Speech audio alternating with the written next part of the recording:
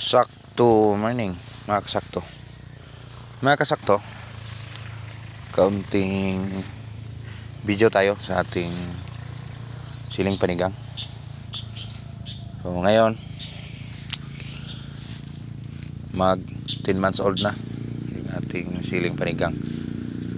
Next month, mag 11 na. So malapit na mag isang taon yung ating siling kanlaon panigang. Yan, may mga bunga sa ilalim yan. Konti pa yung bigay. God's blessings. Maganda pa rin yung bigay na bunga. Kaso lang, medyo stress siya sa hangin. Yung iba is maliliit na lang. Kasi hindi naman to F1. Kontento lang tayo sa bunga. So maganda yung presyuhan. So good naman. Konti na yung bunga nito. Yan. Yung mga bagong talbos, ang ganda oh. Yan, bunga talaga.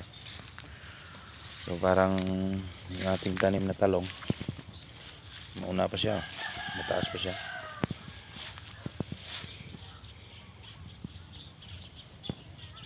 Ito tanong pala sa herbicide na gamit ko. Ganon pa rin. Siyempre ginamit natin.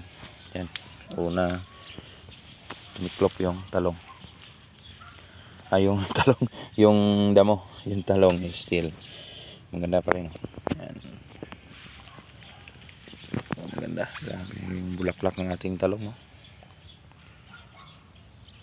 So yan lang muna, kunting update. Kahit konti at least meron tayong may share. So doon, yung ating third batch na talong.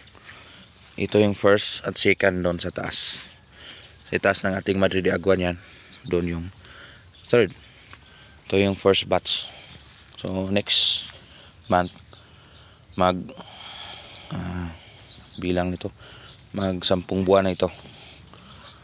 So kaya pa siguro 10 buwan, no? Isang taon na abutin nito kung walang hangin. So yan lang muna, kunting update dito sa ating area, Calao City, Negros Oriental. Sipag lang. Kung may kalamidad man, wag susuko. Matibay ang loob pag farmers ka. Huwag agad-agad susuko. Salamat. Insakto TV.